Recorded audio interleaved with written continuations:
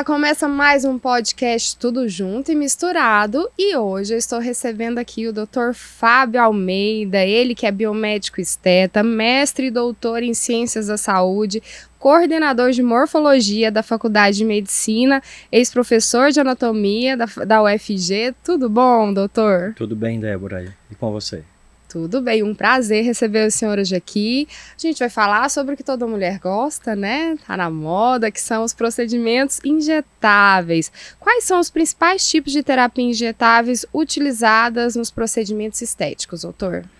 Bom, hoje nós podemos realizar inúmeros procedimentos utilizando produtos injetáveis dentro do consultório.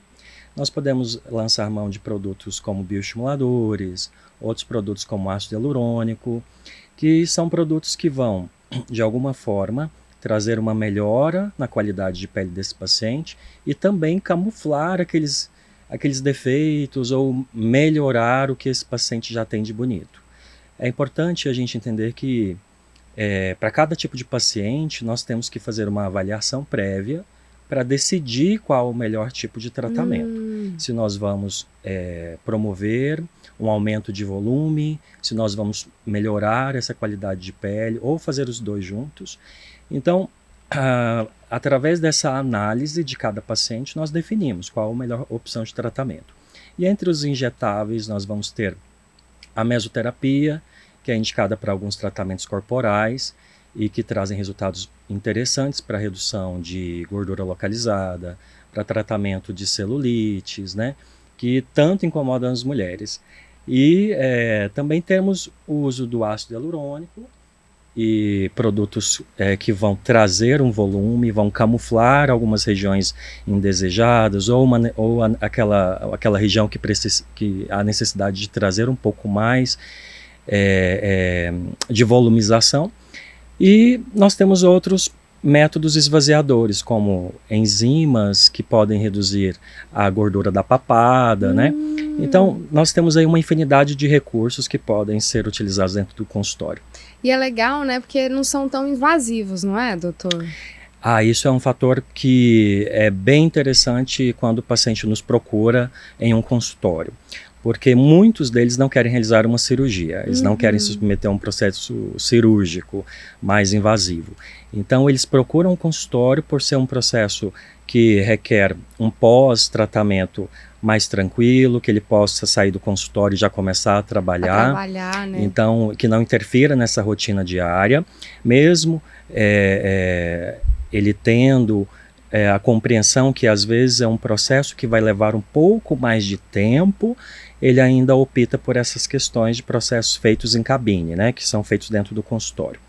Quando ele opta por um processo mais invasivo, mais cirúrgico, ele também entende que nenhum dos dois processos são independentes. Pode ser que ele realize um procedimento cirúrgico mais invasivo, mas ele vai ter a necessidade ainda de realizar os procedimentos em consultório. Então a associação dos dois é importante para os melhores resultados desse paciente, de modo que nenhuma das opções descarta uma ou outra, e nenhum dos dois procedimentos também são definitivos, né? Então, às vezes o paciente pode pensar, não, se eu realizar um procedimento cirúrgico, eu vou ter um processo definitivo.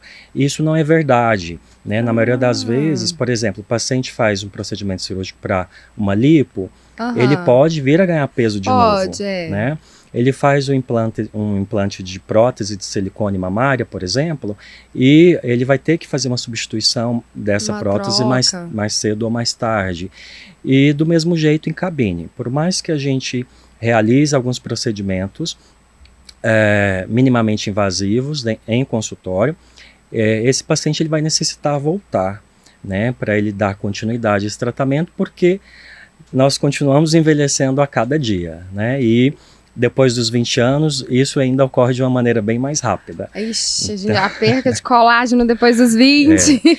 Os estudos mostram que nós perdemos 1% de colágeno a cada ano após os 20 anos de idade. Nossa, 1% a cada ano? 1% por ano.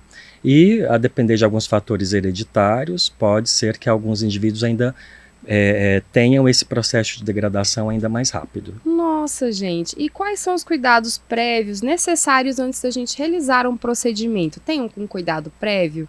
Ou lá no consultório mesmo a gente pode ir para consulta e fazer? Bom, Débora, vai depender do procedimento que o paciente necessita, né? Na maioria das vezes, o paciente ele chega no consultório, ele já consegue, depois da análise, da anamnese desse paciente, já realizar o procedimento. Em outras situações, há necessidade desse paciente fazer algum tipo de preparo, mas nada que venha a interferir ou que há necessidade de dieta ou de uma parada da alimentação por alguma hora, nada disso. Geralmente necessita se depilar alguma região, por exemplo, a depilação a laser, né? Mas para os injetáveis, às vezes em consultório nós temos um pouco de dificuldade de ter uma visualização de pacientes que usam barba muito grande, então às vezes a necessidade de diminuir um pouco essa barba, que é uma das principais queixas da minha sócia quando vai fazer os procedimentos em mim.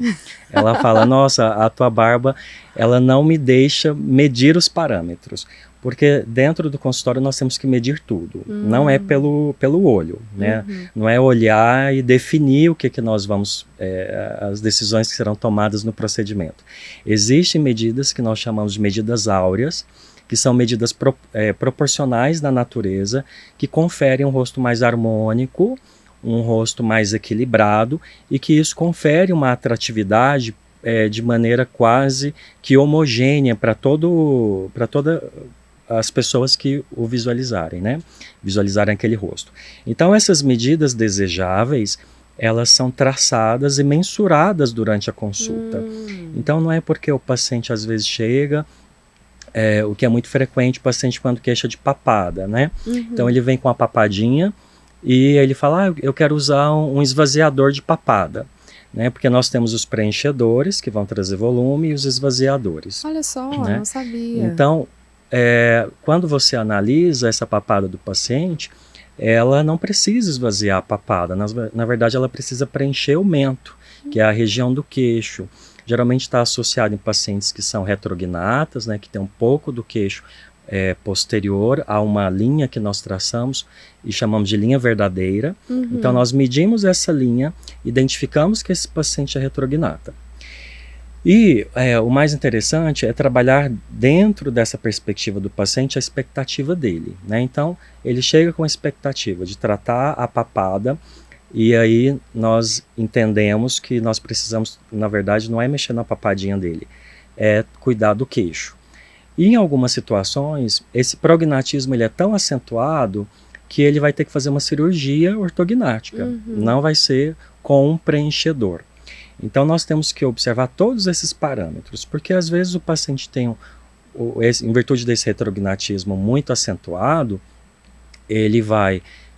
nós vamos projetar com um preenchimento e não vamos usar o esvaziador como ele havia imaginado durante a consulta, mas ainda não vai trazer esse resultado que ele espera.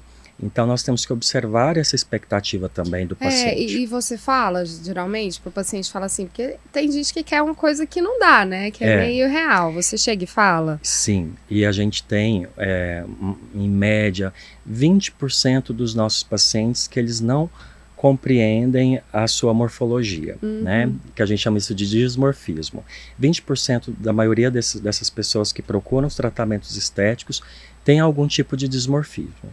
Então eles não compreendem, eles se enxergam de uma maneira que não é a real.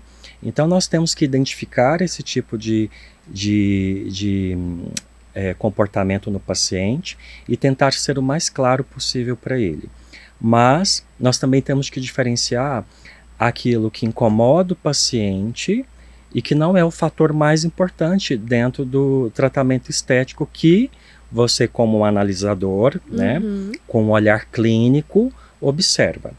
Por exemplo, às vezes nós temos paciente que se queixa do nariz, quer levantar um pouquinho o nariz, deixar ele mais empinadinho, mas quando você olha o conjunto do rosto, tem outros pontos que precisam ser harmonizados, né, que precisam de uma volumização, mas isso não chama a atenção do paciente.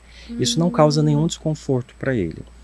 Se ele compreender isso e fizer essa associação, harmonicamente ele vai ter um resultado de um rosto mais atrativo, né? Um rosto mais atraente.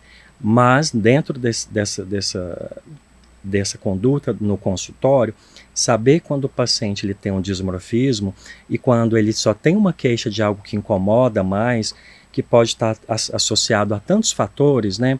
Por exemplo, ao que as pessoas, o alvo de crítica durante a vida dele, que isso ainda trouxe no consultório para resolver. Então, nós temos casos bem interessantes.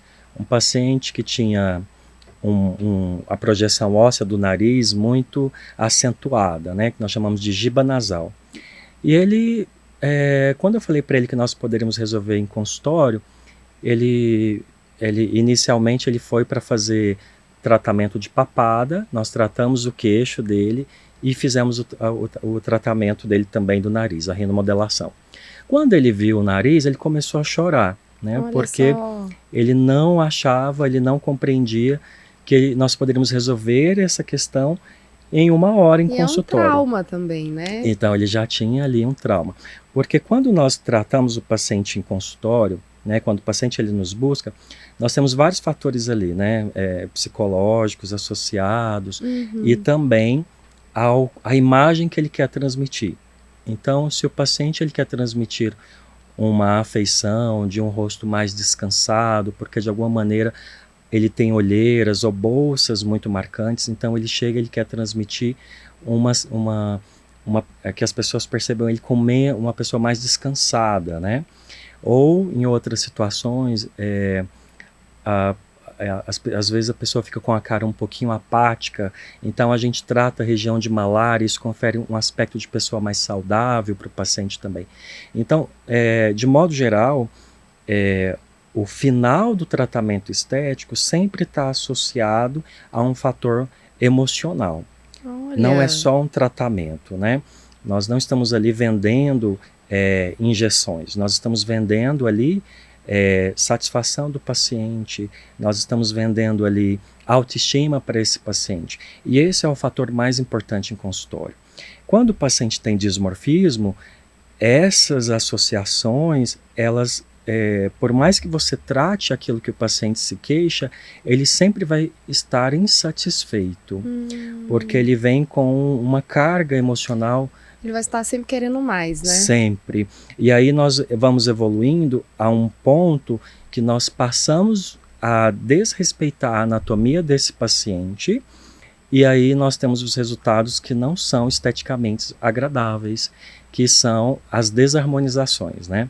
Que os pacientes são notórios, que tem muito excesso, um rosto muito inflado, porque o paciente ele tem um dismorfismo e ele vai sempre querendo mais. Então, nós temos que encaminhar esse paciente para um outro tratamento, antes dele realizar um procedimento estético. Né? Ou ele precisa de um tratamento psicológico, para que ele compreenda melhor. Porque, de modo geral, se nós pensarmos, os nossos olhos, eles nunca viram o nosso rosto. Nós só vimos o nosso rosto através de um reflexo. De um espelho, isso mesmo. Ou através de um espelho, ou através das câmeras, né?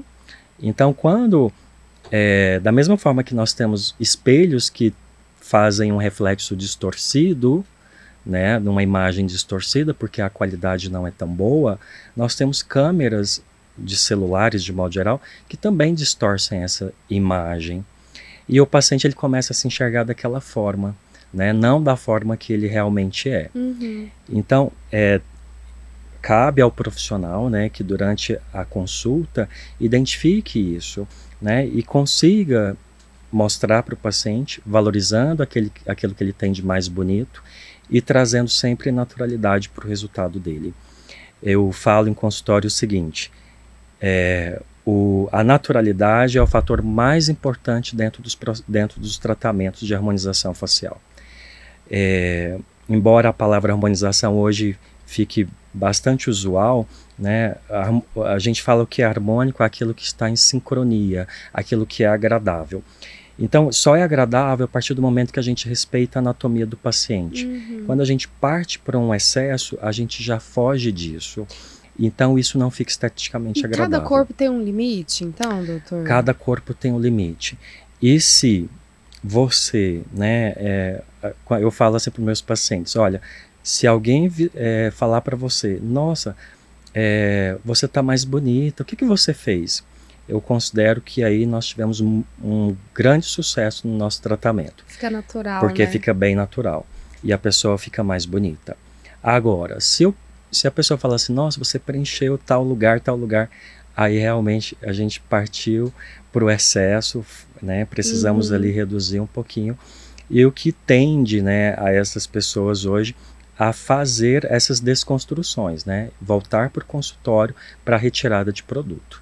Então, isso tem sido uma demanda, porque também a pessoa não se identifica mais com aquele novo rosto. Pois é, e o senhor falou no começo que é reversível, né? É reversível. Não é definitivo. E tem tido muita procura das pessoas hoje em dia, porque ficou com a cara de todo mundo tá igual, né? A boca igual, o nariz igual. Aí fala, peraí, eu já não tô me enxergando do jeito que eu era. E volta pro consultório pedindo para reverter? Bom, eu estou escrevendo um livro exatamente sobre a morfopsicologia, né? Como que esses aspectos morfológicos eles vão interferir dentro da aceitação do paciente.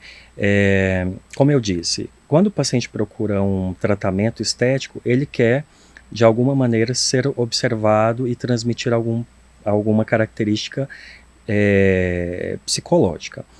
Quando nós pegamos aí, por exemplo, em um estudo realizado nos Estados Unidos, todos os candidatos que foram eleitos a presidentes nos Estados Unidos, eles tinham uma distância entre o osso do zigomático, que é esse osso aqui da maçã, muito próximo do osso aqui da região de mandíbula. Então, eles tinham um tamanho ósseo quase próximo de 100%. O que caracteriza um rostinho mais quadrado, né, mais masculinizado.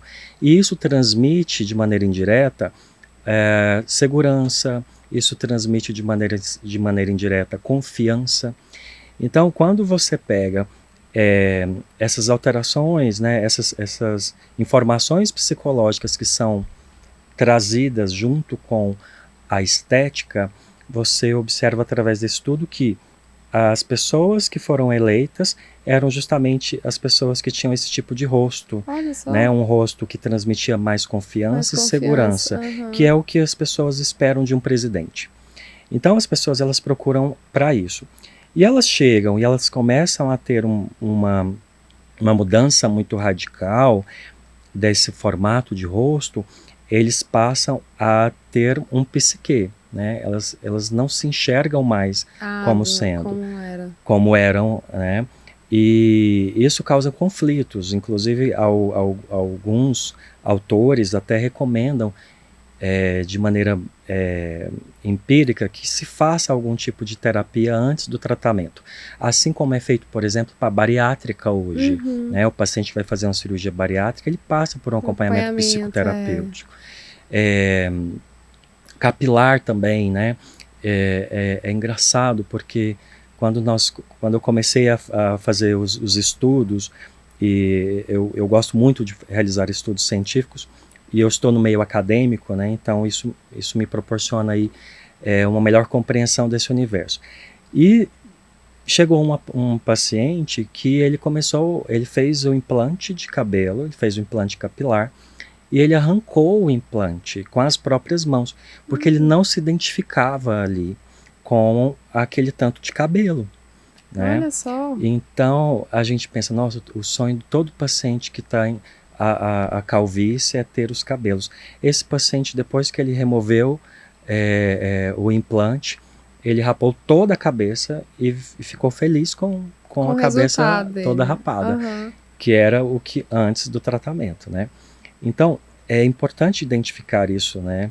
E o fato dos procedimentos serem reversíveis nos garante, além de maior segurança no tratamento, nos garante uma segurança para esses tipos de pacientes que não se identificam com o rosto que ele acabou adquirindo após os procedimentos estéticos.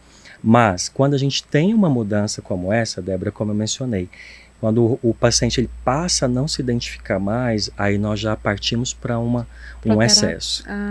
Já partimos para uma situação que nós rompemos, tivemos uma ruptura com o que era aceitável, respeitando a anatomia desse paciente. É igual você falou, aí precisa, aí vai para demais, né? Vai para demais. Não é uma coisa natural, né? Então, o profissional tem que analisar e tem que ter consciência também, né? Falar para o paciente, olha só, o que você quer não vai ficar legal, né? Não é natural para você, é isso, né? Essa orientação, ela deve ser dada e ser muito honesto com o paciente. Não é só vender o tratamento.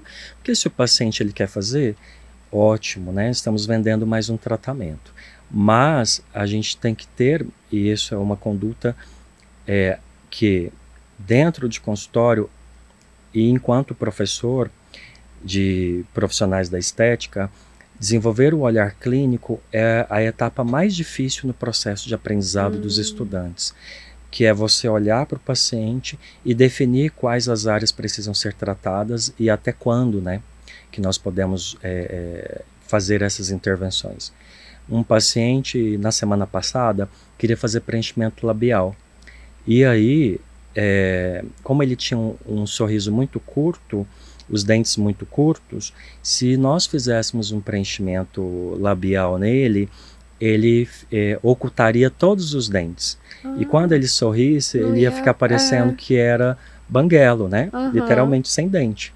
Então, quando eu falei para ele que isso poderia acontecer, ele se convenceu e não mais optou pelo tratamento, né, de preenchimento labial.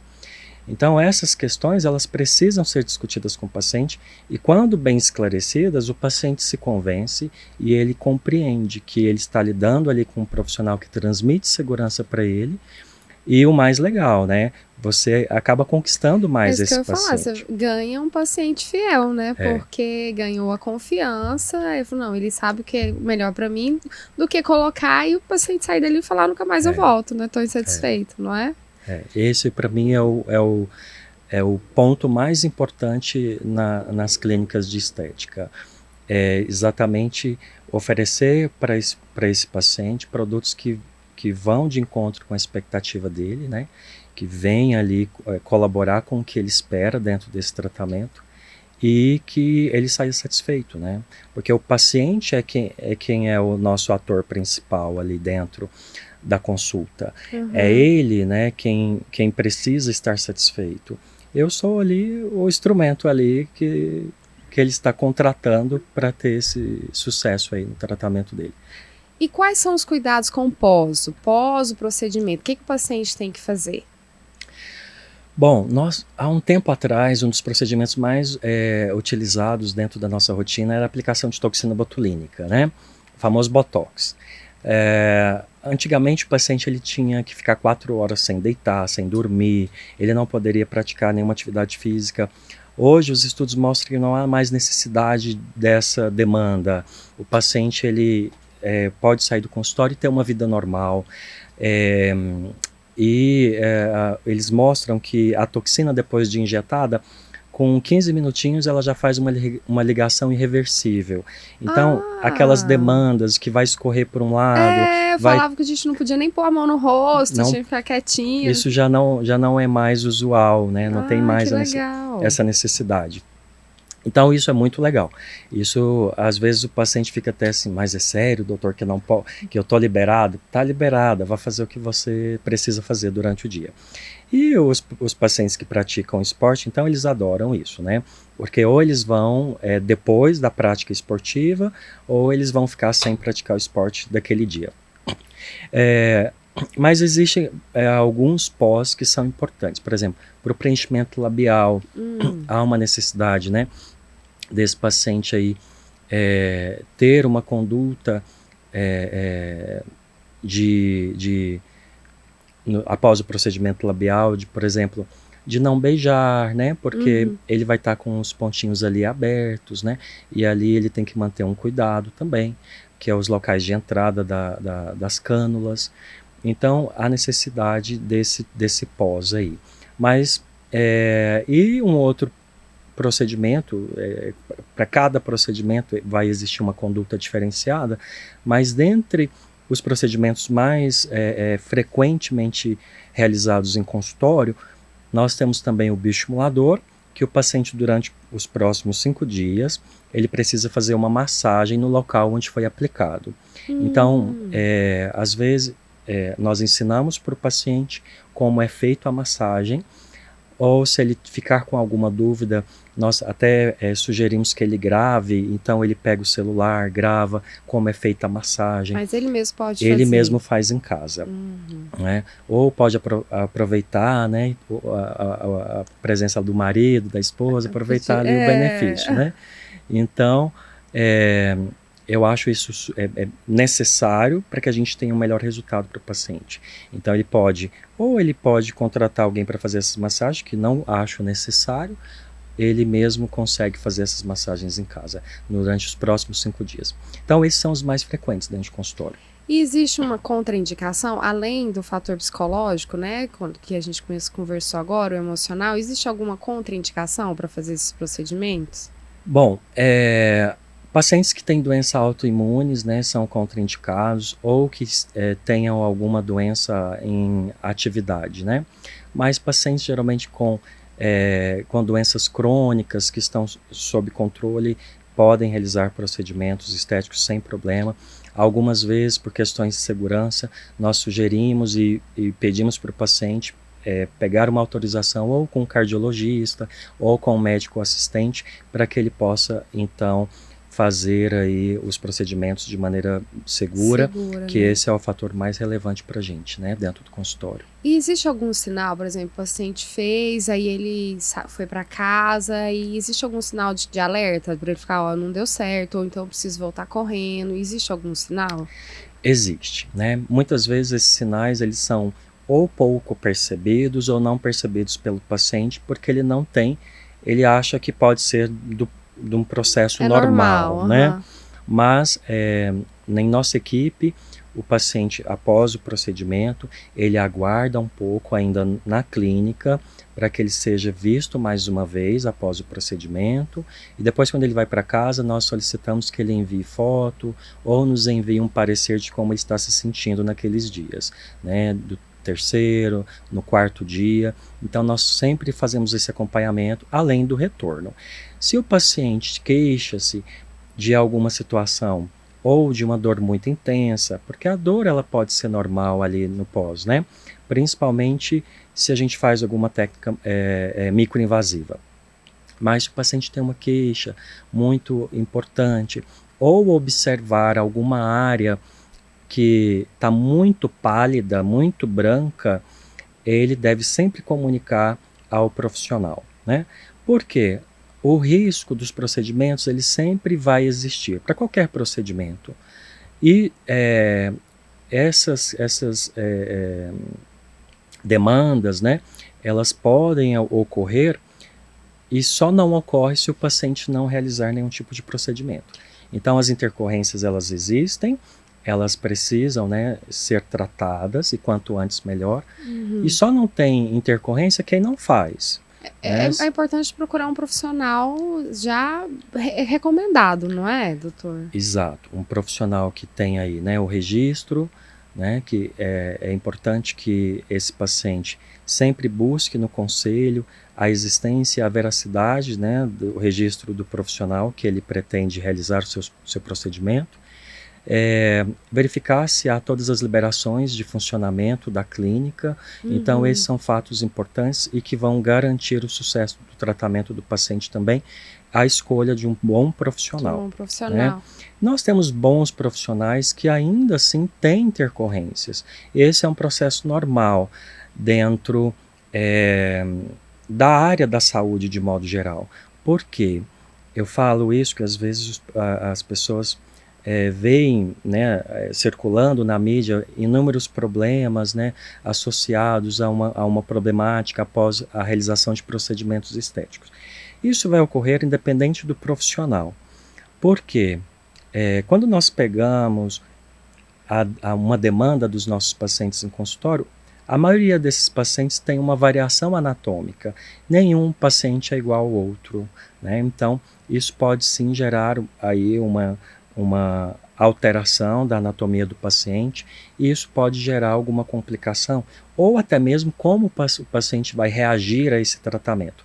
Então, são fatores que são controlados, são planejados dentro da estrutura, né, do planejamento do tratamento desse paciente também. Por isso, há necessidade, às vezes, de prescrever para esse paciente um corticoide, um anti-inflamatório, né, para garantir maior segurança e conforto desse paciente no pós e também no durante. Tá? Existe um tempo recomendado de intervalo de cada procedimento e outro? Por exemplo, eu quero fazer, sei lá, botox e preenchimento junto. Existe um tempo para, daqui 6 meses volta, ou então, quero colocar mais, ou volto daqui 1 mês. Qual que é o tempo? Então, vai depender do procedimento. O paciente no mesmo dia, ele pode realizar botox de terço superior, que é o botox da testa, dos pezinhos de galinha e da região central da glabela. Então ele pode associar a aplicação de toxina com preenchimento labial, não tem problema. Ele pode preencher mandíbula no mesmo dia. Ele pode fazer bioestimulador no pescoço. Vai depender da área. Agora, se o paciente realiza um procedimento que gera muito edema no dia, ele não vai conseguir fazer nenhum preenchimento naquele dia, porque nós não temos mais parâmetros de mensuração, né, do que é natural ou do que está edemaciado. Então, como a gente perdeu os pontos de métrica do rosto do paciente, não podemos fazer nenhum procedimento ali de preenchimento. Vai ser só o preenchimento, por exemplo, de bioestimulador. Porque o bioestimulador, geralmente, ele nem vai nos causar um edema. O negócio é que o bioestimulador, ele consiste em 10 ml de líquido, né? Então, 10 ml no rosto já é um volume considerável. E se a gente injeta 10 ml do bioestimulador distribuindo na face, os parâmetros que nós temos de medidas já mudaram. Então, não dá para a gente preencher o rosto ali naquele mesmo dia. E aí a sugestão é que depois de 15 dias ele volte para fazer o preenchimento, 15 né? dias, não é tanto tempo assim. Não é tanto tempo. Dá. E dentro desses procedimentos, é muito comum o paciente, eu tenho um casamento para ir no sábado. Pois é, né? Quanto tempo antes, eu queria perguntar, quanto tempo antes de um evento a gente tem que procurar um profissional para avaliar? Porque tem gente que fala assim, o casamento, sei lá, do meu filho é mês que vem, aí eu vou, e quer um bom resultado. No mínimo 15 dias, né? No mínimo, porque 15 dias é o tempo aí que nós vamos ter o ápice, por exemplo, da toxina botulínica, que a pessoa vai para um evento, ela já quer fazer a toxina. Se ela quer fazer um procedimento de harmonização, de preenchimento labial, de malar, também 15 dias. Por quê? Às vezes, por mais que você use ali dispositivos de segurança, pode pegar um vasinho, e aí fica ali uma equimose ou um hematoma, né? E para que ela não vá para esse casamento com aquele roxinho, né, por mais que a maquiagem tampe, 15 dias nós temos um tempo suficiente para que isso desapareça. E também é um fator que não dá para se fazer um processo estético em um só dia. Eu vou sair, não. Eu sempre trabalho pensando que menos é mais. Hoje nós vamos colocar essa quantidade, vamos fazer um retorno e aí nós fazemos algum ajuste. Porque aí a gente não peca pelo excesso, né? Legal. Porque eu quero ver como que vai ser a resposta do paciente àquele produto. Né? Pode ser que ele volumize mais nos próximos dias, porque quando nós injetamos ácido hialurônico no rosto do paciente, um fator importantíssimo é a hidratação que esse ácido causa para paciente. Isso melhora a qualidade de pele daquele paciente, né? Já dá uma melhorada importante na qualidade de pele. Então, se ele traz água para o local e ele hidrata o tecido, isso vai trazer também mais volume. Então, pode ser que lá no retorno do paciente nem precise mais fazer nenhum tipo de adição, né? Nenhum tipo de ajuste, porque já ficou bom, né? ou pode ser que a gente faça os ajustes. Então vai depender de cada paciente. O paciente pode responder de maneiras distintas, né? Distintas. Doutor, foi muito bom te receber aqui. O assunto é ótimo, o nosso tempo é curto, infelizmente. Muito bom, muito obrigada, viu? Eu que agradeço e estamos sempre aí dispostos a atendê-los aí, esclarecer essas dúvidas que são muito frequentes na comunidade. A gente vai chamar o senhor para vir de novo aqui para conversar mais sobre o assunto, viu? Ok. Gente, você fica com o próximo podcast. Tchau, tchau!